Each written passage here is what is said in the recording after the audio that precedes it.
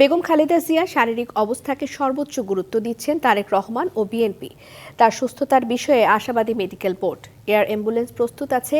এখন বেগম খালেদা জিয়ার শারীরিক অবস্থা দেখে মেডিকেল বোর্ড বললেই তাকে লন্ডনে নেওয়া হবে।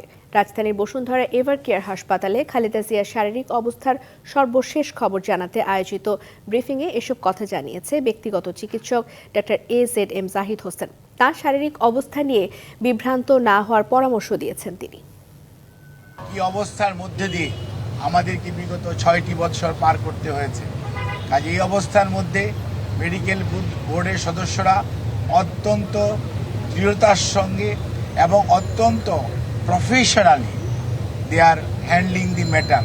অর্থাৎ আমাদের যে এইখানকার যে শুধু যে দেশের চিকিৎসকরা এটার সাথে ইনভলভ তা ভাবার কোনো কারণ নেই। রাজধানীর বসুন্ধরার এভার কেয়ার হাসপাতালে খালেদা জিয়ার শারীরিক অবস্থার সর্বশেষ খবর জানাতে সেখান থেকে সরাসরি যুক্ত হচ্ছেন সহকর্মী আরিফুল ইসলাম। আরিফ, আমাদেরকে খালেদা জিয়ার শারীরিক অবস্থার বিষয়ে নতুন তথ্য থাকলে জানাবেন। সেছাড়া বাইরে কি পরিস্থিতি সেটিও জানবো আপনার কাছ থেকে।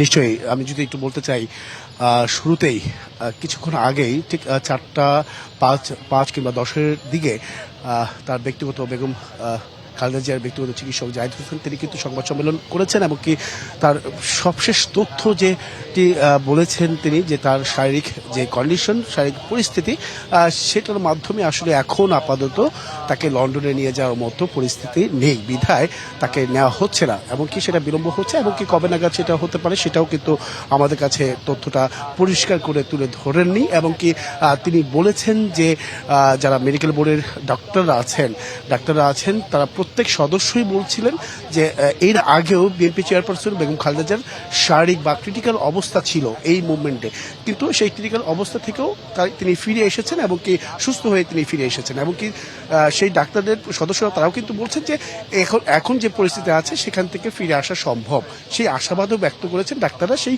বিষয়টি কিন্তু আমাদের সামনে তুলে ধরেছেন এবং কি বিদেশ যাওয়া না যাওয়ার বিষয়টি তার একমাত্র হচ্ছে এখন তার শারীরিক কন্ডিশনের উপরে, যেহেতু সব ধরনের প্রস্তুতি রাখা হয়েছে, কোনো ধরনের জটিলতা নেই।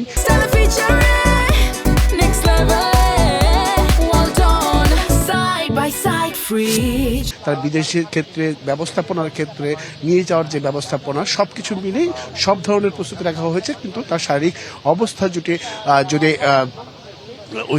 সে পর্যায়ে না হয়, যেহেতু আপনি জানেন যে 12 ঘন্টা বা 14 ঘন্টা জার্নি করতে হবে, সেই পরিস্থিতিটা আসলে তৈরি হতে হবে, তারপরে তাকে লন্ডনে নিয়ে যাওয়া হবে। সেই বিষয়গুলো কিন্তু আসলে তৈরি হচ্ছে। এছাড়াও যে গুরুত্বপূর্ণ যে বিষয়টি বলেছেন যে গুজবে কান না দেওয়ার, অনেকে গুজব ছড়াচ্ছেন, বিভিন্নভাবে বিভিন্ন জায়গা থেকে গুজব আসছে, সেই গুজবে কান না দেওয়ারও কিন্তু আহ্বান জানিয়েছেন।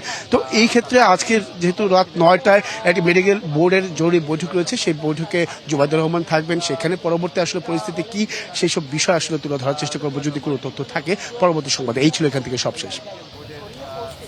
আরিফ, ধন্যবাদ আপনাকে।